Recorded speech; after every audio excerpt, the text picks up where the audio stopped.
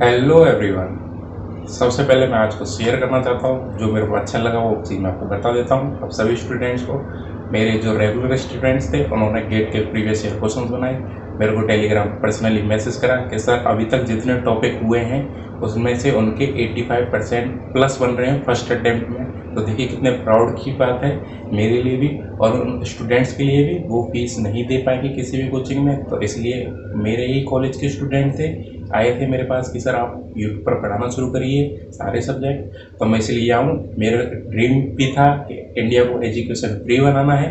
अगर हमने मेहनत करी है, बहुत बच्चे ऐसे होते हैं जो फीस नहीं दे पाते, तो ये मेनली उनके लिए है और कंटेंट में कोई कमी नहीं होगी, इस बात की पूरी गारंटी है। चाहे आप गेट के बनाएं चाहे ईएस के बनाएं। बाकी मैं लास्ट में टेलीग्राम नंबर आपको प्रोवाइड करा दूंगा, तो आपको कोई भी डाउट हो, क्वेरी हो, मेरे ग्रुप में ऐड होना चाहते हो तो आप उधर से ऐड हो सकते हो। तो without wasting any time let's get started. मैं हूं गर्वित, आज मैं आपके लिए लेके आया हूं ट्रांसपोर्टेशन का लास्ट ऑफ वर्टिकल अलाइनमेंट, जिसमें मैं आज के दिन जो कवर करूंगा वो करूंगा ग्रेड्स, उनके क्या क्या टाइप्स होते हैं, ग्रेड कंपेंसेशन क्या होता है जो कि काफ़ी इंपॉर्टेंट है एसएससी जेई के लिए भी, ईएस के लिए भी, एज वेल एज गेट के लिए भी। तो चलिए शुरू करते हैं। तो जैसा कि सबसे पहले वर्टिकल, टॉपिक का नाम ही है वर्टिकल अलाइनमेंट। तो वर्टिकल अलाइनमेंट हमें क्यों जरूरत पड़ती है, हम क्यों प्रोवाइड कराते हैं, सबसे पहले मैं उसको समझाऊंगा। अब तक आप समझ ही गए होंगे मेरा पढ़ाने का तरीका। पहले मैं समझाऊंगा, फिर लिख कर समझाऊंगा, फिर क्वेश्चंस की प्रैक्टिस कराऊंगा। तो एक ही चीज को हम 3 बार पढ़ेंगे तो वो आपके माइंड में रिटेन्ड भी हो जाएगी। ठीक है, तो जैसा कि आप देखते हैं टॉपिक का नाम वर्टिकल अलाइनमेंट। क्यों हम पढ़ते हैं, जैसे कि हम सभी जानते हैं कि हमारी जो अर्थ सरफेस है वो एक तरह से कांस्टेंट नहीं है, फिक्स्ड नहीं है। कभी उसमें डिप्रेशन आ जाता है, कभी उसमें एलिवेशन आ जाता है। अब डिप्रेशन एलिवेशन तो आप अच्छे से समझ ही रहेंगे। कभी उसमें हमें नीचे भी जाना पड़ सकता है, कभी हमें उसमें ऊपर भी जाना पड़ सकता है। तो इसी के लिए बेसिस पे हम क्या लेकर आए हैं, वर्टिकल अलाइनमेंट। तब हम किसकी डिजाइनिंग करते हैं, वर्टिकल अलाइनमेंट की डिजाइनिंग करते हैं। वर्टिकल अलाइनमेंट में हमें सिर्फ 2 चीज पढ़नी है, एक है ग्रेड्स के बारे में, दूसरा है वर्टिकल कर्व्स के बारे में। तो चलिए शुरू करते हैं। तो जो मैंने भी बताया उसी को लिखता हूं। सबसे पहले, as we know that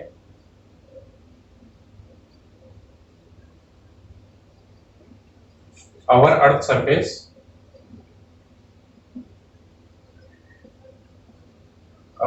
surface is not fixed throughout,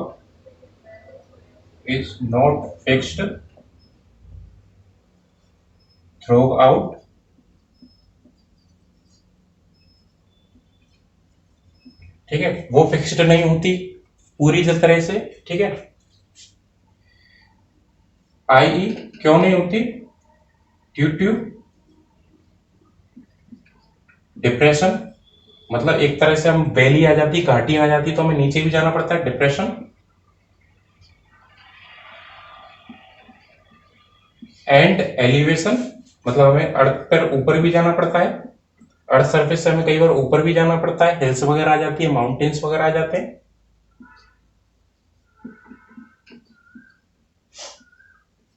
also due to some obstructions, कुछ ऑब्स्ट्रक्शंस भी होते हैं हमारे पास। जैसे कि सामने हमारे पास रिवर है तो हमें वर्टिकल कर्व देना पड़ेगा, हमें पुल बनाना पड़ेगा। ये हमारे पास क्या है, कोई वैली है, घाटी है, रेलवे ट्रैक है, तो भी हमें कर्व देना पड़ेगा। तो वही सारी चीज ऑब्स्ट्रक्शन है। And due to some obstructions,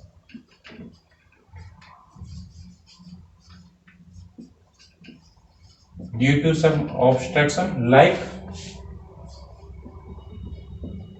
river, railway track,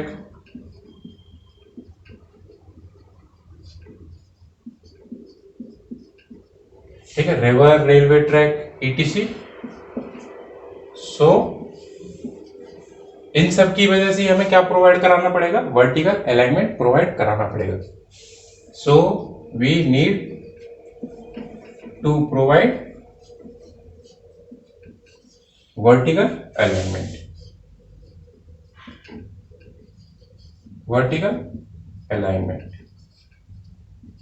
तो अब समझ में आ रहा होगा कि वर्टिकल अलाइनमेंट हम क्यों प्रोवाइड कराते हैं। कि जैसा कि हम जानते हैं हमारी अर्थ सरफेस कोई भी फिक्स्ड नहीं है। ये नहीं कि सिर्फ ऐसी एलिवेशन पे जा रही हो तो ऐसी ही जाती जाएगी, हमें उसमें नीचे भी जाना पड़ सकता है, ऊपर भी जाना पड़ सकता है। ठीक है, due to depression and elevation जो भी बताया, और साथ में कुछ हमारे पास ऑब्स्ट्रक्शन भी होते हैं, जैसे कि अपनी क्या होगी, रिवर हो गई, रेलवे ट्रैक हो गया, इनकी वजह से भी हमें क्या है, कई बार स्लोप देना पड़ता है, हमें अर्थ सर्फेस से थोड़ा ऊपर जाना पड़ता है, जिससे कि हम इनको आराम से पार कर सकें। So we need to provide vertical alignment. ठीक है, अब वर्टिकल अलाइनमेंट में क्या पढ़ना है, पहले मैं वो लिख देता हूं। इन वर्टिकल अलाइनमेंट,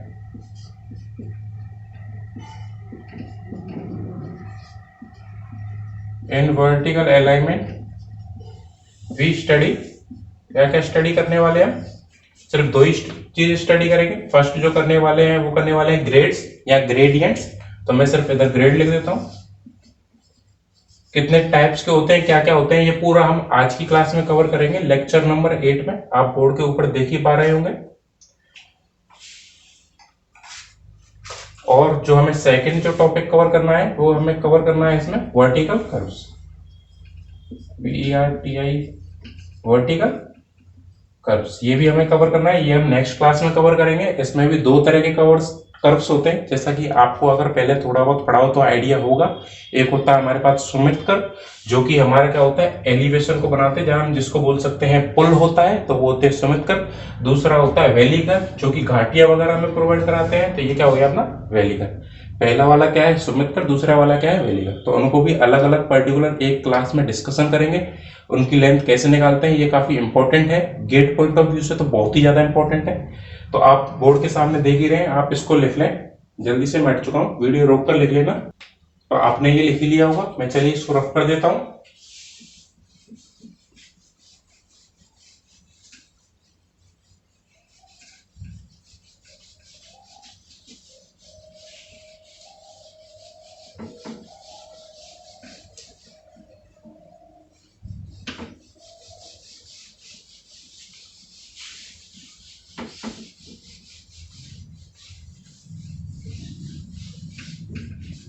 ठीक है, तो अभी जो हमने बोला था, जैसा कि मैंने सबसे पहले हम आज की क्लास में जो कवर करेंगे वो क्या करेंगे, ग्रेड्स या gradients.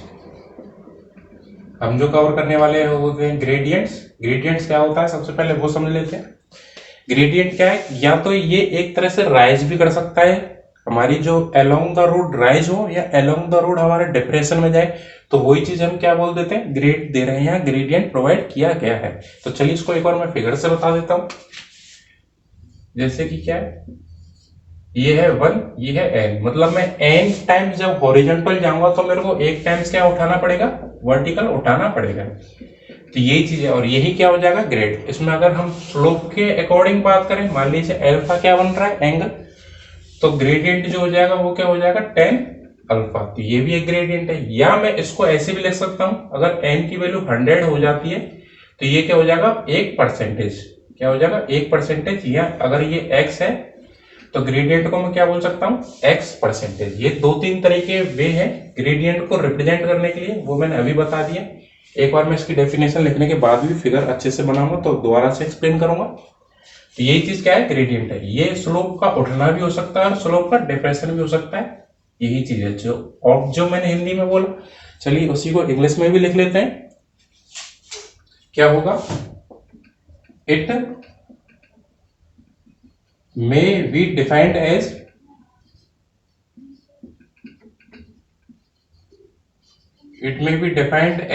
the rate of rise। rate मतलब परसेंटेज के रेस्पेक्ट में भी बात कर सकते हैं।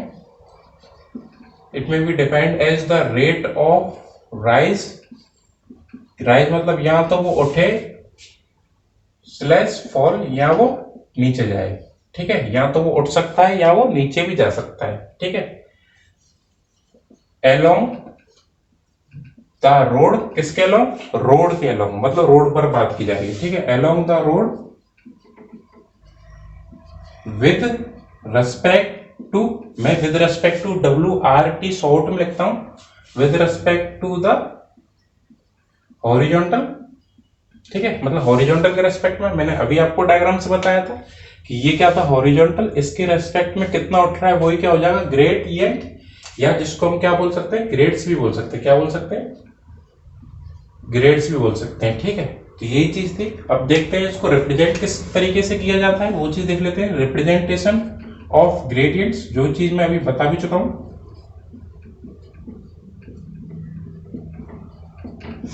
Representation of gradients. मैं आपको दो फिगर के थ्रू समझाऊंगा रिप्रेजेंटेशन ऑफ ग्रेडियंट। पहला फिगर मान लीजिए ये है, सेकंड क्या है, ये है।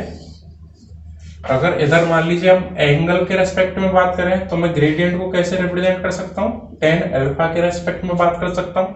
यही मैं अगर वर्टिकल और हॉरिजॉन्टल के रेस्पेक्ट में बात करूं तो मैं कैसे लिख कर सकता हूं, 1 इन n भी लिख सकता हूं। मतलब पहली वाली जो टर्म रिप्रेजेंट करेगी वो किसको करेगी, अपनी वर्टिकल को, और जो सेकंड टर्म जो रिप्रेजेंट करेगी वो किसको रिप्रेजेंट करेगी, हॉरिजॉन्टल को। ठीक है, यही है, मैं इसको ऐसे भी लिख सकता हूं 2, तो ये क्या हो जाएगा 2 इन n। ठीक है, 2 क्या है, वर्टिकल उठाया, मतलब मैंने 2 मीटर मान लीजिए। चलिए अगर मैं n मीटर हॉरिजॉन्टल जाता हूं तो मैंने 2 मीटर क्या उठाया, वर्टिकल उठाया। तो ये चीज ये रिप्रेजेंट कर सकती है। या हम इसको ऐसे भी लिख सकते हैं, अगर मान लीजिए ये n है और ये 100 है तो मैं इसको क्या लिख सकता हूं, n परसेंटेज भी लिख सकता हूं। देखिए क्योंकि 100 पर जाने पर मैं सिर्फ n उठा रहा हूं, मतलब n परसेंटेज है, n अपॉन 100 के बारे में बात कर रहा है। जैसे 2 अपॉन n, ऐसे n अपॉन 100, तो उसको मैं n परसेंटेज भी ले सकता हूं। काफी इजी है। तो यही 2 से 3 वे हैं आपको रिप्रेजेंट करने के। और जो सबसे ज्यादा जो यूज होने वाला है वो हमेशा यूज होगा 1 इन n। आपके केस में जो भी यूज होगा क्या होगा, 1 इन n यूज होगा। ठीक है, तो मैं हट चुका हूं, आप जल्दी से लिख लीजिए वीडियो रोककर। उम्मीद है आपने वीडियो रोककर लिख लिया होगा। Without wasting any time rough करते हैं। अब देखते हैं डिफ्लेक्शन एंगल। एक डिफ्लेक्शन एंगल भी काफी काम का है।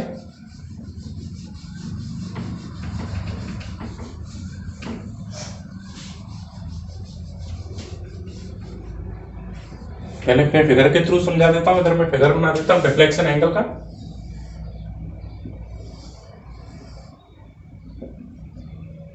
तो ये वाला जो एंगल है क्या है, एन, वही क्या हो जाएगा अपना डिफ्लेक्शन एंगल। मैं इधर हेडिंग डाल देता हूं, क्या हो जाएगा, deflection angle.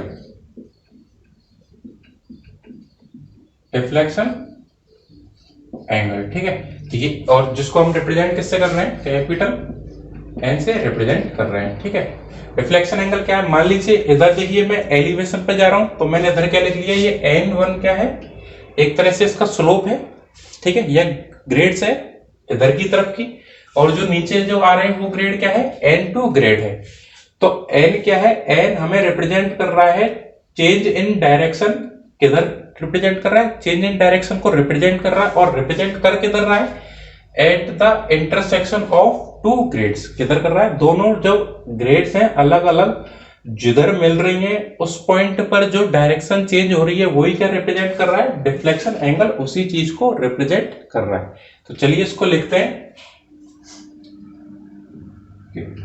It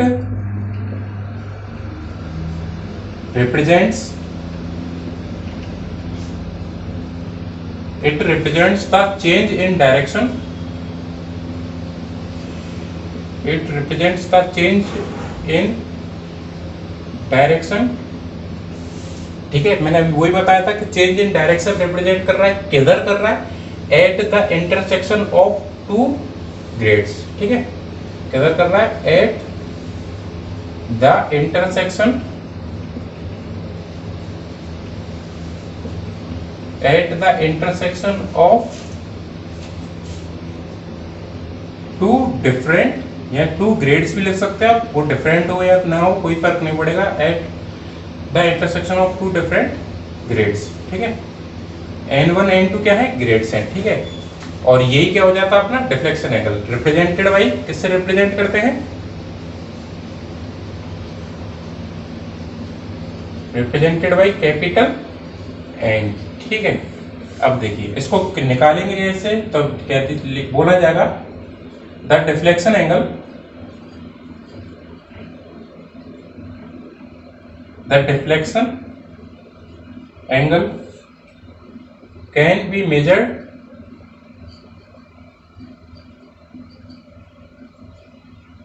measured by the algebraic difference. अभी आप लिख लीजिए फिर मैं समझाता हूं, by the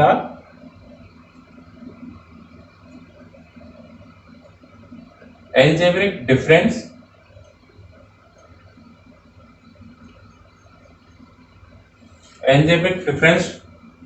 of two given grades। ठीक है, तो क्या हो जाएगा algebraic difference of two given grades।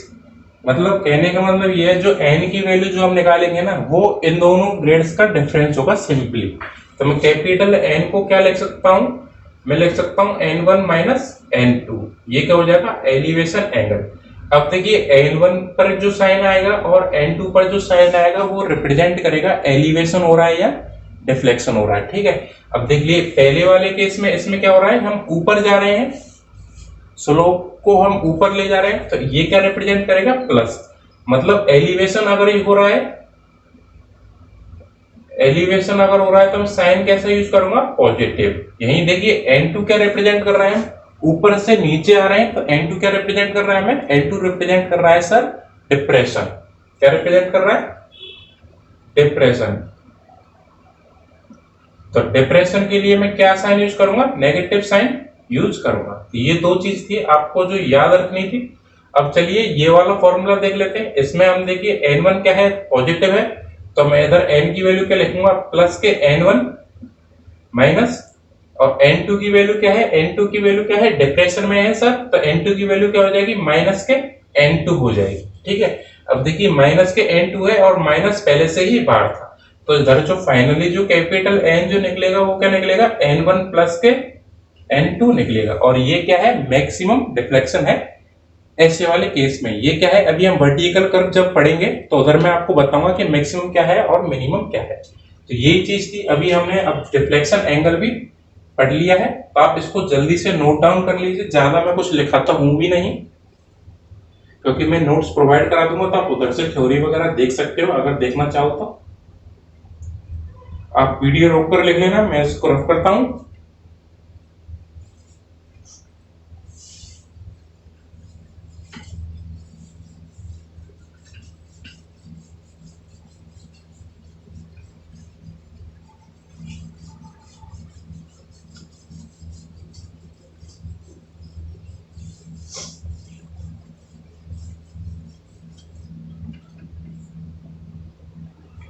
अगला जो टॉपिक है वो हम पढ़ने वाले हैं टाइप्स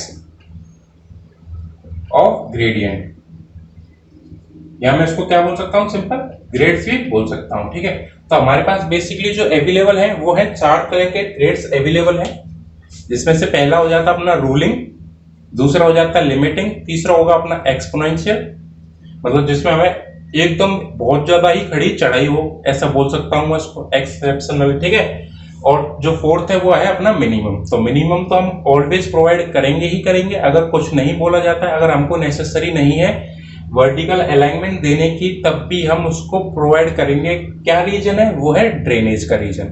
ठीक है, ड्रेनेज का रीजन क्या है वो मैं काफी पहले ही क्लियर कर चुका हूं कि रोड पर पानी ना रहे, इस वजह से हम वर्टिकल अलाइनमेंट भी मिनिमम रूलिंग ग्रेडियंट के साथ प्रोवाइड कर देते हैं। तो ठीक है, सबसे पहले मैं इसके टाइप लिख देता हूं। टाइप कौन कौन सा है, पहला है अपना रूलिंग,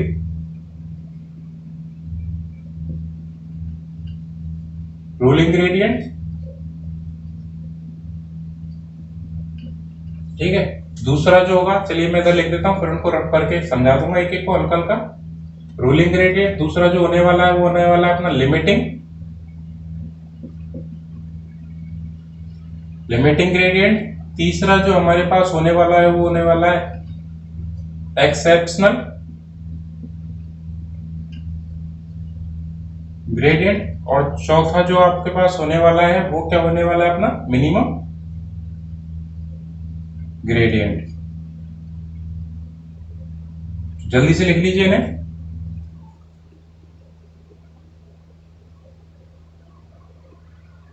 तो ये तो काफी लिख ही दिया होगा, इसमें तो ज्यादा टाइम लगना नहीं है, वीडियो रोक कर भी चाहो तो लिख सकते हैं। मैं सबसे पहले फर्स्ट को समझाना शुरू करता हूं, उसके बाद ये तीनों समझाऊंगा। फिर आईआरसी ने क्या बोला है, कितने ग्रेडियंट देना है, मैं उसकी टेबल भी आपको दिखाऊंगा, तो आप उसको नोट डाउन कर सकते हो। ठीक है, तो रूलिंग ग्रेडियंट क्या है, सबसे पहले वो समझ लेते हैं कि रूलिंग ग्रेडियंट ये मैक्सिमम ग्रेडियंट है। क्या है ये, एक वो मैक्सिमम ग्रेडियंट है जो कि डिजाइनर प्रोवाइड करना चाहेगा कई सारे रीजंस की वजह से। पहला है ड्रेनेज की वजह से, दूसरा है साइड डिस्टेंस बढ़ाने की वजह से, ठीक है। तो वही चीज है मैं लिखता हूं, क्या है, it is the maximum gradient, it is the maximum gradient within which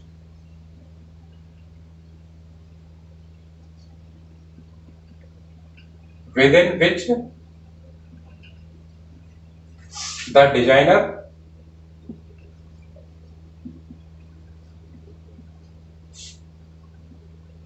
wants to provide या to attempt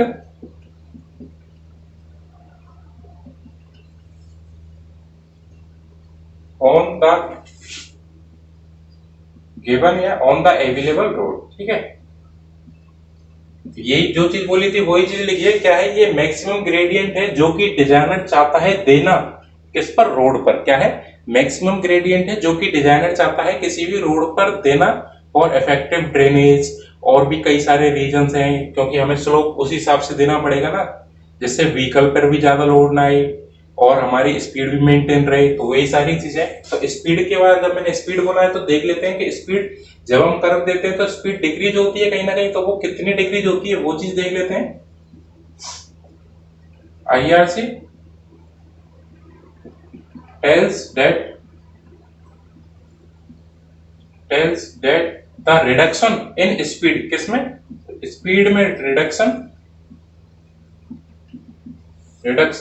in speed by 25 kmph, मतलब अगर हम किसी भी स्लोप पर जाएं और 25 kmph तक ही स्पीड रिड्यूस हो रही है तो वो हमारे लिए मोर देन सफिशिएंट है। इससे ज्यादा आप रिड्यूस नहीं कर पाएंगे, नहीं कराओगे किसी की स्पीड को। कहने का मतलब ये है कि आप एकदम स्लोप ऐसा नहीं दे दोगे, जो स्लोप दिया जाएगा वो हमारे पास रोलिंग दिया जाएगा, धीरे धीरे दिया जाएगा, जिससे कि स्पीड लास्ट कितनी डिक्रीज हो सकती है, 25 kmph हो सकती है। और ये के किसके लिए है, तो ये है ट्रक के लिए, ठीक है। ट्रक के ऊपर एनालिसिस की गई है पूरी वर्टिकल अलाइनमेंट में। तो आप जो भी चीज पढ़ने वाले हैं वो सारा किसके ऊपर पढ़ने वाले हैं, ट्रक व्हीकल के ऊपर पढ़ने वाले हैं, ठीक है।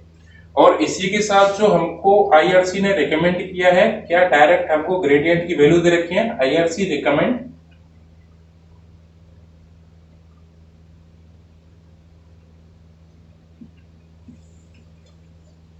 टू यूज, क्या क्या बोला है, 1/30 बोला है, एक बार बोला है 1/20 और एक बार बोला है 1/16.7, ठीक है। तो IRC ने हमको ये तीन बोला है कि रूलिंग ग्रेडियंट आप इतना इतना या इतना ले सकते हो। कब, अगर हमारे पास प्लेन और रोलिंग टेरियन है,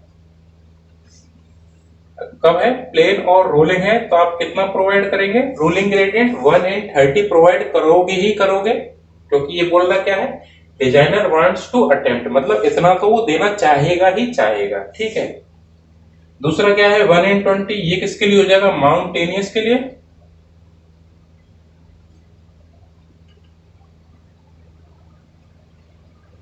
ठीक है। और जो लास्ट वाला जो हो जाएगा वो अपना किसके लिए हो जाएगा, स्टीपर के लिए, मतलब और भी ज्यादा तीखे के लिए, ठीक है। अगर प्लेन और रोलिंग है तो आप कितना प्रोवाइड कराओगे, 1/30 प्रोवाइड कराओगे, 1/20 माउंटेनस के लिए और 1/16.7 स्टीपर के लिए, ठीक है।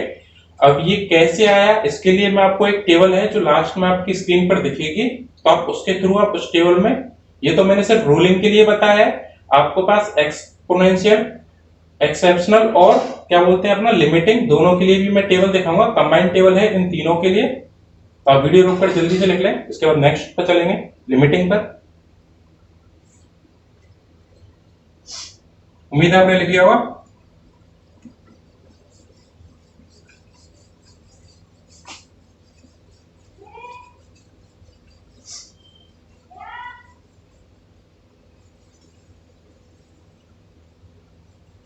पहला हो गया, हमको पढ़ने हैं चार, इसके बाद जो टॉपिक आएगा इन चारों को पढ़ने के बाद वो है काफी इंपॉर्टेंट, इनके ऊपर तो न्यूमेरिकल्स वगैरह कभी नहीं आए, इनके ऊपर थ्योरी आ सकती है, तो इसलिए छोड़ना कुछ भी नहीं चाहता मैं।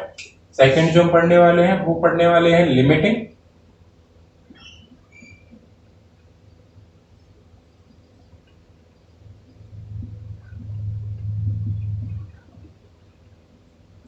तो जैसा कि आपने पहला पहला अभी पढ़ा था, जो मैंने पढ़ाया था वो था रोलिंग। वो क्या था, मैक्सिमम ग्रेडियंट था जो कि डिजाइनर प्रोवाइड करना चाहेगा। पर कई बार क्या है ना, हमारी टोपोग्राफी, मान लीजिए हमको जो मैक्सिमम डिजाइनर जो प्रोवाइड करना चाह रहा था वो ये था, पर हमारी जो टोपोग्राफी है, मतलब जो अर्थ है वो इस तरह से है मान लीजिए, तो देखिए आपका जो स्लोप जाएगा वो थोड़ा और ज्यादा जाएगा, मैक्सिमम जो हम देना चाहते हैं उससे भी ज्यादा देना पड़ेगा ना चाह कर भी।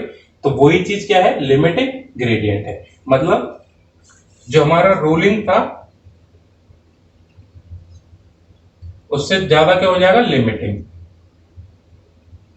ये हम मैक्सिमम टाइम इग्नोर करने की कोशिश ही करते हैं, पर अगर हमारे पास कोई भी एबिलिटी नहीं है, इसका अदर ऑप्शन नहीं है, तो हमें ये प्रोवाइड करना ही पड़ेगा। तो चलिए लिखते हैं, समटाइम्स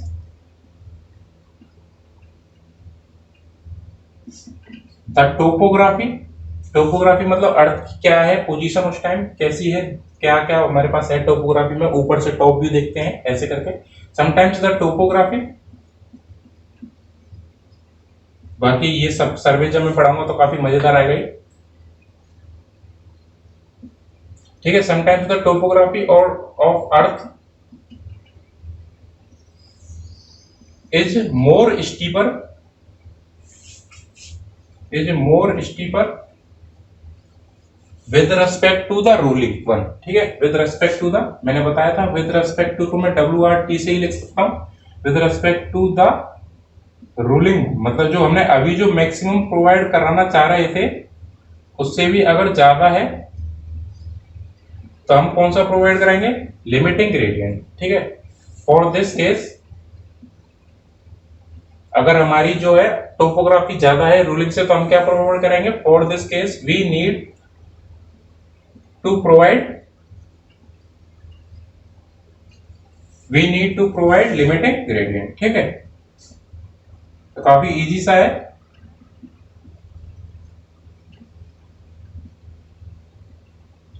समटाइम्स भी उसके लिए हम क्या प्रोवाइड करेंगे, फिर लिमिटिंग ग्रेडियंट प्रोवाइड करेंगे। मैं हट जाता हूं, जल्दी से लिख लीजिए वीडियो रोककर, मैं 3 तक सेकंड कर लेता हूं मन में।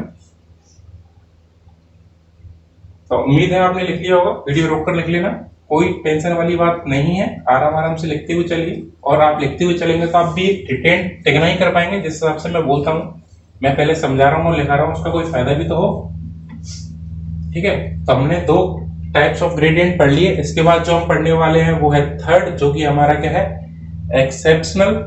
अब नाम से ही क्लियर है, इसमें तो कोई ज्यादा बड़ी बात है भी नहीं। एक्सेप्शनल ग्रेडियंट मतलब ये क्या है, इसकी तो हमें उम्मीद ही नहीं थी, अचानक से और ज्यादा स्टीपर आ गया। तो ये वाला कौन सा केस हो जाएगा, एक्सेप्शनल हो जाएगा। मतलब रूलिंग जो था वो मैक्सिमम था, उससे भी ज्यादा अगर हम प्रोवाइड करा रहे हैं तो लिमिटिंग, और जो मैक्सिमम जो सबसे ज्यादा ही करा रहे हैं, इसके बाद हम कोई ऑप्शन ही नहीं है ये प्रोवाइड कराना है, पर हम इसको ज्यादा तेज, मतलब ये ज्यादा दूरी तक के लिए भी प्रोवाइड नहीं करा सकते। ये लास्ट जो हम कराएंगे वो कराएंगे 100 मीटर तक ही प्रोवाइड कराएंगे, ये IRC ने बोला है, जो चीज मैं इधर भी लिखूंगा, ठीक है। तो चलिए समझते हैं। If the topography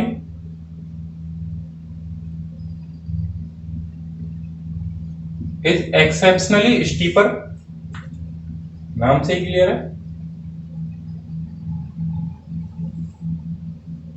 exceptionally clear, exceptionally steeper, sorry,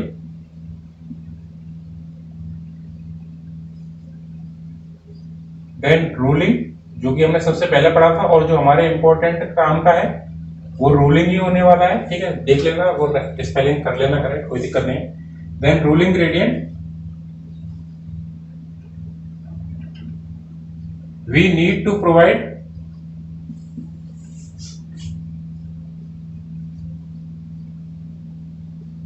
need to provide exceptional gradient, ठीक है।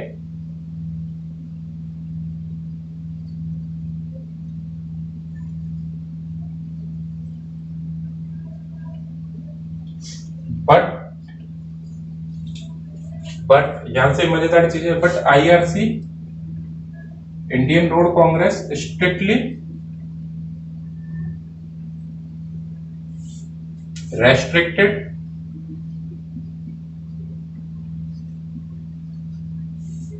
इट अप टू, जैसा कि अभी मैंने बताया था, 100 मीटर। मतलब हम जो मैक्सिमम जो लेंथ प्रोवाइड करा सकते हैं किसकी, एक्सेप्शनली ग्रेडियंट की, वो कितनी प्रोवाइड करा सकते हैं, 100 मीटर तक। जैसे कि मान लीजिए 100 मीटर तक ये हमने एक्सेप्शनली लिया, फिर उसके बाद मेरे को हल्का सा कम करना पड़ेगा कुछ देर तक, फिर आप दे सकते हो, फिर कम करना पड़ेगा। आप समझ ही पा रहे होंगे ये आप कहां पर देखते हो इस तरह के ग्रेडियंट। ये अपने हिल्स वगैरह की बात चल रही है, कुल मिला के बाकी बैठ जाता हूँ, आप जल्दी से लिख लीजिए इसे।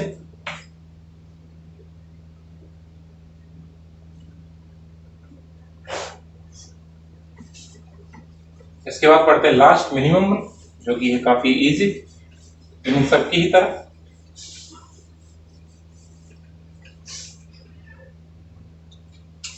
And the final is fourth minimum gradient. चलिए लिखते हैं इसको।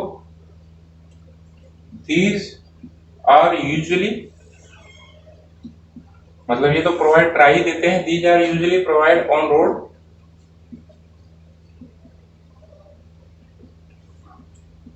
these are usually provided on roads for effective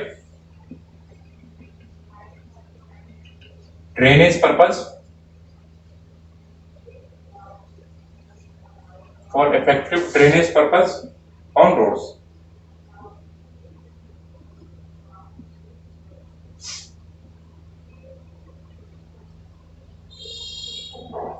ठीक है, और जो बोला गया है आईआरसी ने बोला है कि 1 in 500 मीटर, मतलब 500 मीटर तक जाने पर अगर आप 1 मीटर उठाते हो वर्टिकली तो क्या है, मोर देन सफिशिएंट है,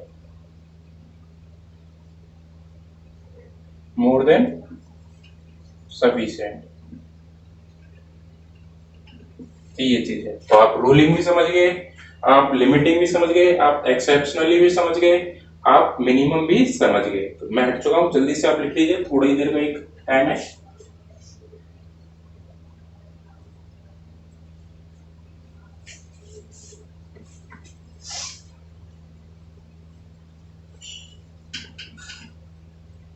अब कुछ बच्चे सोच रहे होंगे कि सर आपने ये तो बता दिया कि ये ग्रेड जब दिया जाएगा, ये अगर ये वाली केस है तो जब दिया जाएगा, ये वाली केस है तो जब हम इतना दे देंगे, पर आपने तो सिर्फ रूलिंग में ही बताया है कि हम इतना इतना प्रोवाइड करेंगे। 1 in 30 करेंगे प्लेन के लिए, 1 in 20 करेंगे माउंटेनस के लिए, और 1 in 16.7 करेंगे हम स्टीपर के लिए। तो जैसा कि अब आप स्क्रीन पर एक इमेज देख पा रहे हैं, आप उसको अच्छे से देखिए और कॉपी में जरूर बनाइए, वीडियो रोक कर। ठीक है, तो आप शायद आपने रोक कर बना ली होगी। मैं इसको समझाता हूँ कि जैसे पहला वाला जो आप केस देख पा रहे होंगे, आप पहला वाला जो केस है वो क्या है अपना, इधर तो है टाइप ऑफ, मतलब टेरियन कैसे कैसे है, प्लेन है, रोलिंग है, दूसरा माउंटेनियस और स्टीप है, कब तक 3000 मीटर से भी ज्यादा, और एक स्टीपर है अप टू 3000 मीटर, जो कि आप टेबल देख पा रहे हैं, मेरे को तो याद है। उसके बाद आपके तीनों ग्रेडियंट है, रूलिंग ग्रेडियंट है, लिमिटिंग है, एक्सेप्शनली है। तो ये सारे ग्रेडियंट है, आप इनको जरूर बना लें। पेपर में पूछने के चांस बहुत ज्यादा कम है, पर फिर भी आप जब पढ़ रहे हैं तो मेरा काम है आपको बेस्ट से बेस्ट पढ़ाने का, तो मैं इसलिए इग्नोर नहीं कर रहा कुछ भी। आपने, उम्मीद है आपने बना ली होगी, और टेबल भी काफी इजी है, आप डायरेक्ट वो करके याद करें, जैसे कि मैंने 1 in 30 करके बताया है, ऐसे ही करके आप याद करें तो इजी पड़ेगा। पहली वाली लाइन में, दूसरी वाली में आप याद करेंगे 5, 6, 7, तीसरी में याद करेंगे 6, 7, 8 परसेंटेज। ठीक है, तो आप, उम्मीद है आपने उतार लिया होगा पूरा ये सब कुछ। तो फिर उसको हटवा देता हूं मैं, चलिए वो चीज हट गई होगी। अब जो हम पढ़ने वाले हैं वो है काफी इंपॉर्टेंट टॉपिक आज की क्लास का, जो कि होने वाला है अपना क्या, ग्रेड कंपेंसेशन। इस पे न्यूमेरिकल्स भी पूछे गए हैं, as well as SSC JE में भी पूछा गया है प्री में, और प्री में कैलकुलेटर अलाउड नहीं होता, पर कैलकुलेशन इतनी फास्ट नहीं है, आप कर सकते हो विद इन 1 मिनट। अगर आपकी विदाउट कैलकुलेटर कैलकुलेशन अच्छी है तो ग्रेड कंपेंसेशन क्या होता है पहले वो समझेंगे, उसके बाद क्यों प्रोवाइड करा जाता है वो तो समझ ही जाएंगे, कैसे निकालते हैं मैं वो भी चीज क्लियर करूंगा। ठीक है, तो देखिए ग्रेड कंपेंसेशन क्या होता है। मान लीजिए हमारे पास कोई स्ट्रेट रोड है, ठीक है, अगर मैंने उस पर शार्प हॉरिजॉन्टल कर्व दे दिया, मतलब बहुत ही ज्यादा खतरनाक मैंने क्या दे दिया, हॉरिजॉन्टल कर्व उधर प्रोवाइड करा दिया, और जो रोड थी वो पहले से ही परमिसिबल ग्रेडियंट पे थी, जो कि परमिसिबल ग्रेडियंट कितना बोला गया है, 4% बोला गया है, मतलब 4% ग्रेडियंट उसमें पहले से ही था। फिर ऊपर से आपने उसमें शार्प क्या दे दिया, एक तरह से हॉरिजॉन्टल कर्व प्रोवाइड करा दिया। इस टॉपिक का नाम ही होता है grade compensation on horizontal curves. तो ये हॉरिजॉन्टल कर्व्स का टॉपिक है, जो हम पढ़ते हैं ग्रेडियंट, क्योंकि ग्रेडियंट आता है वर्टिकल अलाइनमेंट में। ठीक है, अगर मान लीजिए 4% पे वो पहले से ही रोड हमारी ग्रेडियंट पर थी, परमिसिबल मैक्सिमम पर थी, और हमने क्या दे दिया, एक हॉरिजॉन्टल कर्व दे दिया जो काफी शार्प है, तो हमें क्या है, ये कर्व की जो ग्रेड है वो कंपेंसेट करनी पड़ेगी, रिड्यूस करनी पड़ेगी, क्योंकि tractive effect due to curve को वजह से। ठीक है, उसकी वजह से हमें ये सब क्या करना पड़ेगा, रिड्यूस करना पड़ेगा। तो अब जो चीज है मैं इसको लिखता हूँ, जो चीज मैंने बोली है वही से लिखता हूँ। When sharp transition horizontal curve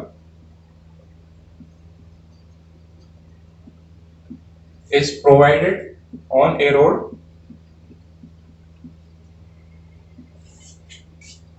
is provided on a road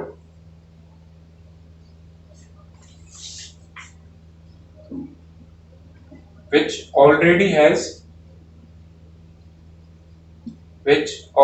has maximum permissible, जो चीज बोली थी maximum permissible gradient,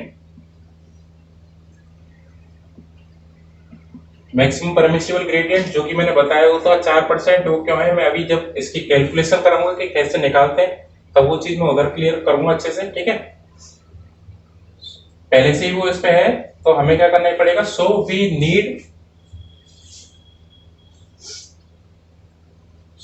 need to compensate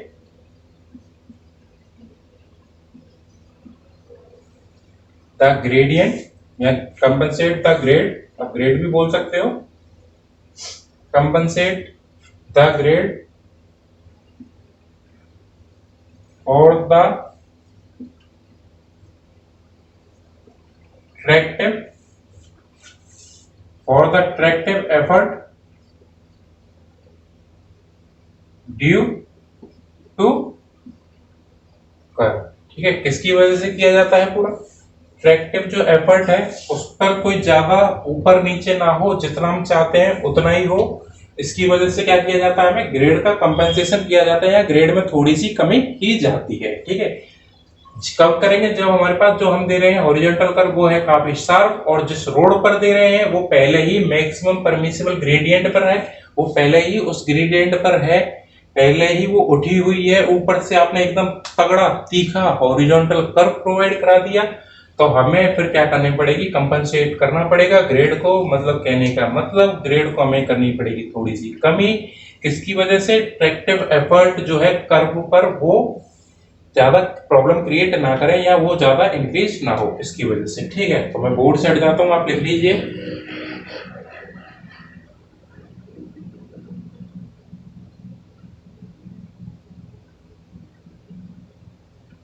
for the loss, और आएगा इधर लॉस लिख लेना, फॉर द लॉस मतलब इसमें ज्यादा कमी ना हो,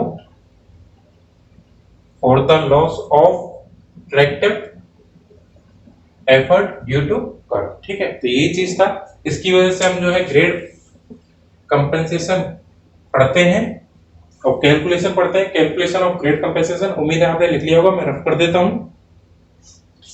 उसके बाद फिर न्यूमेरिकल करेंगे दो, एक जो एसएससी प्रीवियस ईयर आया हुआ है, मतलब सेकंड लास्ट ईयर जो आया हुआ है वो, और जो अपना एक जो मैं बिल्कुल पहले न्यूमेरिकल कराऊंगा सब्जेक्टिव पॉइंट ऑफ व्यू से, कैसे कैसे आपको लिखना है, कैसे कैसे करना है, और ऑब्जेक्टिव में आपको ये भी बताऊंगा कि इसको जल्दी से जल्दी कैसे सॉल्व कर सकते हैं, क्या चीज आप इग्नोर कर सकते हो अगर ऑब्जेक्टिव पॉइंट ऑफ व्यू में पूछा गया है तो टॉपिक क्या है, कैलकुलेशन ऑफ ग्रेड कंपेंसेशन। ठीक है,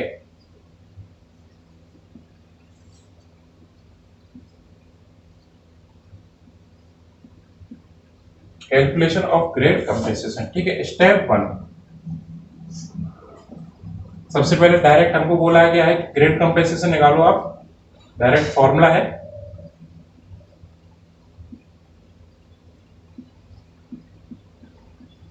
सिंपल सा, काफी इजी फॉर्मूला है, कोई मीटर का किसी का कुछ पंगा नहीं है। R+30 डिवाइडेड बाई R, जो कि ऑटोमेटिकली आप इसमें लिखोगे परसेंटेज में, जो भी वैल्यू आएगी उसको आप ऑटोमेटिकली क्या लिखोगे परसेंटेज में। ये क्या थी स्टेप 1। यही मैं स्टेप सेकंड की बात कर लेता हूं, जो कि क्या है मैक्सिमम, मतलब IRC ने बोला है कि मैक्सिमम जो ग्रेड कंपेंसेशन आप करोगे,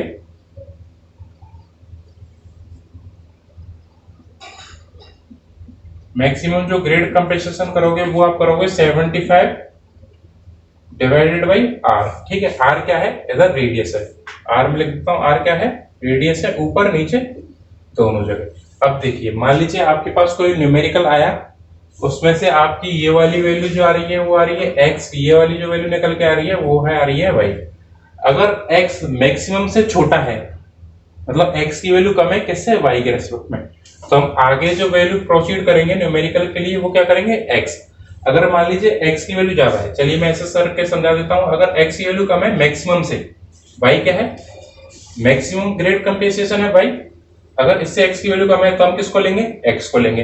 अगर मान लीजिए x की वैल्यू किससे ज्यादा, मैक्सिमम से ज्यादा हो ही नहीं सकती, तो हम किसको दे देंगे, मैक्सिमम को। ठीक है, कहने का मतलब ये है, मैं आपको हल्का सा आइडिया बता देता हूँ, इन दोनों में से जो भी मिनिमम होगी ना वो आप प्रोवाइड कराओगे। ठीक है, तो जो भी वैल्यू आप अलग अलग निकाले ना, स्टेप 1 में ग्रेड कंपेंसेशन लिख के निकालना, स्टेप सेकंड में मिनिमम मैक्सिमम में जो आ रही है वो, और जो भी मिनिमम हो वो आप रख लोगे। ठीक है, अब उसके बाद जो मैंने बताया था कि रोड जो है उस पर मैक्सिमम पे है कि नहीं, वो चीज देख लेते हैं।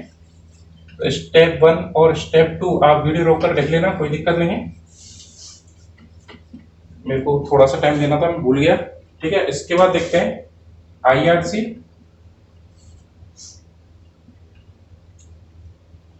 tells that if compensating grade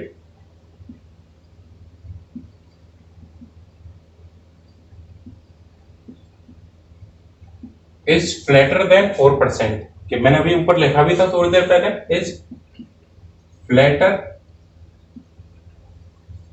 than 4%, मतलब अगर जो हमारी ग्रेड कंपेंसेशन है जिस रोड पर देने जा रहे हैं वो पहले से ही 4% से कम है।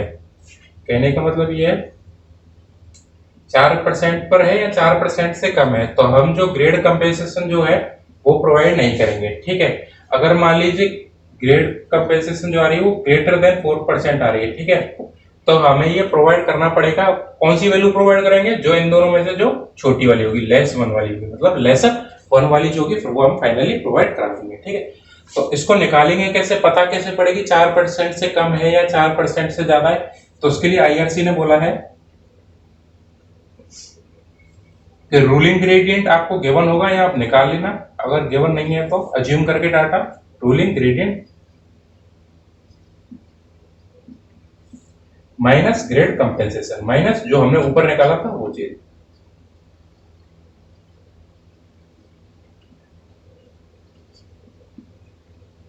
ठीक है, आप सबसे पहले ये चेक करोगे, अगर ये ग्रेटर देन 4% आ रहा है तो आप ये चीज प्रोवाइड कराओगे, तो फिर आप क्या लिखोगे, hence we need to provide grade compensation इतने %। ठीक है, अगर ये लेस देन 4% आ रहा है तो आप ये चीज लिखोगे, hence we have not need, hence we not need to provide grade compensation. तो यही चीज थी। लास्ट में आप क्या लिखोगे, समरी या रिजल्ट, जो आपको ठीक लगे। ठीक है, समरी या रिजल्ट जो आपको लिखोगे वो चीज है। उम्मीद है आपको ये 3 स्टेप थी, आप इसको स्टेप में इंक्लूड करना चाहो तो कर लेना। स्टेप 3, तो ये 3 बेसिक सी स्टेप थी जो कि हमारे किस में कैलकुलेशन में काम आएंगे, ग्रेड कंपेंसेशन में। तो यही चीज था ग्रेड कंपेंसेशन, जो कि ES में आप लगा लो पूछा गया है, ऊपर से फिर आप SSC JEE के प्री में लगा लो, प्री में ये इसके ऊपर न्यूमेरिकल पूछा गया है, तो आपको न्यूमेरिकल करना आना चाहिए, इसलिए मैंने ये कराया है। चलिए अब चलते हैं न्यूमेरिकल की तरफ, उम्मीद है आपने लिख लिया होगा। तो क्वेश्चन आप अपनी स्क्रीन पर देख ही पा रहे हैं। क्वेश्चन में क्या क्या डाटा है वो आप लिख लीजिए फटाक से। मेरे को तो क्वेश्चन याद ही है, कौन सा कराना था, मैंने फोटो खींचा था तभी पढ़ लिया था। कि बोला क्या है इस क्वेश्चन में कि आप ग्रेड कंपेंसेशन की वैल्यू निकालो, रूलिंग ग्रेडियंट आपको गिवन है। मैं लिख लेता हूँ सॉल्यूशन फर्स्ट, ठीक है। क्या लिख लेता हूँ, रूलिंग ग्रेडियंट मतलब आर ग्रेडियंट जो दे रखा है आपको, आर ग्रेडियंट की जो वैल्यू दे रखी है वो दे रखी है आपको 6% पहले से ही, और जो रेडियस जो आपको प्रोवाइड है वो है आपको 60 मीटर, ठीक है। मेरे हिसाब से ये, बाकी मैं एक बार और कंफर्म कर लेता हूँ, कैलकुलेटर भी निकाल लेता हूँ। बाकी आप जल्दी से लिख लीजिए इस क्वेश्चन को, आपको एज इट इज भी क्वेश्चन उतारना है।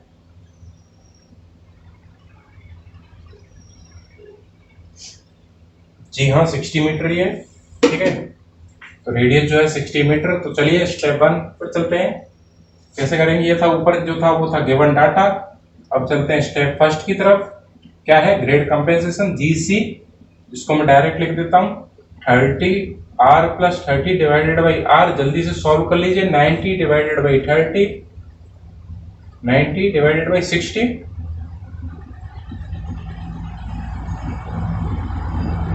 जो कि कितना आ रहा है 1.5%। मैंने बोला ही था आपको ये 1% में ही आएगी जो भी वैल्यू आएगी। ये था स्टेप फर्स्ट। स्टेप सेकंड क्या थी, मैक्सिमम निकालेंगे हम। मैक्सिमम ग्रेड कंपेंसेशन जो कि होती है क्या अपना 75 डिवाइडेड बाई आर, मतलब क्या हो जाएगा 75 divided by 60, 3 to the 6, 3 5 the 15 divided by 20। और इसको हम ब्रेक करेंगे तो 5 से काट सकते हैं, 5 5 जो 25, 5 4 जो 20। इसको करोगे तो 1 पॉइंट कुछ आएगा। कर लेते हैं फटाक से जल्दी से, 5 डिवाइडेड बाई 4 जो कि कितना रहा है 1.25, क्या रहा है 1.25%। अब देखिए मैक्सिमम जो आ रही है प्रोवाइड, मैक्सिमम हम कितना करा सकते हैं 1.25 प्रोवाइड करा सकते हैं। और जो हमें देने के लिए निकल रहा था वो कितना निकल रहा था 1.5। तो मैक्सिमम ही प्रोवाइड करेंगे क्योंकि इससे ज्यादा तो हम कैसे भी प्रोवाइड नहीं करा सकते। यहाँ आप दोनों देख लेना, स्टेप 1 और स्टेप सेकंड में से जो छोटी हो आप डायरेक्ट उसको वैल्यू ऐसे करके याद कर लेना कि हमें इतनी ही प्रोवाइड करानी है आगे के लिए, ठीक है। स्टेप थर्ड, अब कंडीशन देखी जाएगी कि ग्रेड कंपेंसेशन हमें प्रोवाइड कराने की जरूरत है भी कि नहीं भी। उसके लिए हम क्या निकालेंगे, कंपेंसेटिंग ग्रेड। क्या निकालेंगे, कंपेंसेटिंग,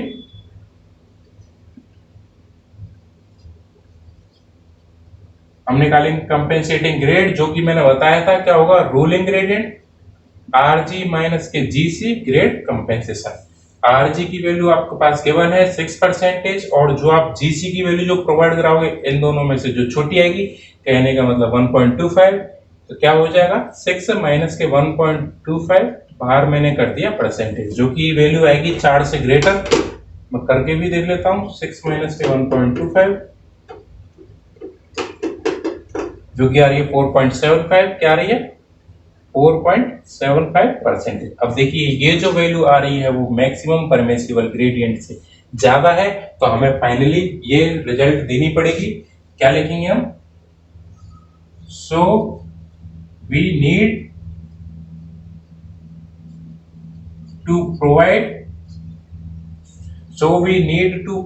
ग्रेड कंपेंसेशन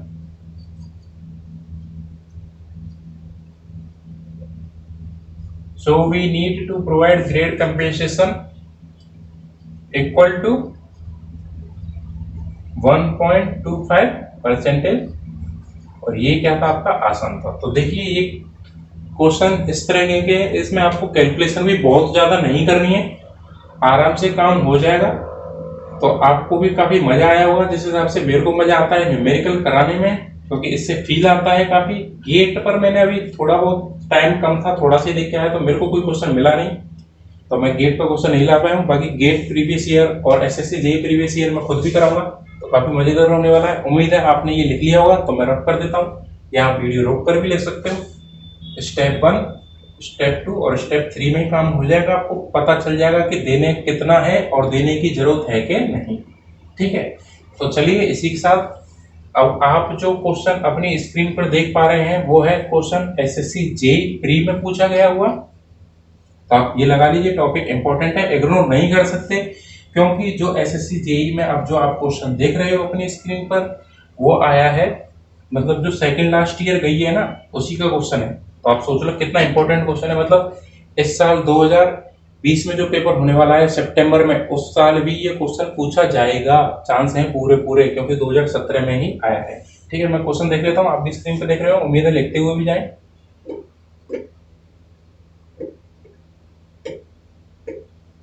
ठीक है, जो है क्वेश्चन है, आपको ग्रेडियंट दे रखा है हाईवे में, gradient on A highway is 1/20, लिखते हैं क्या दे रखा है,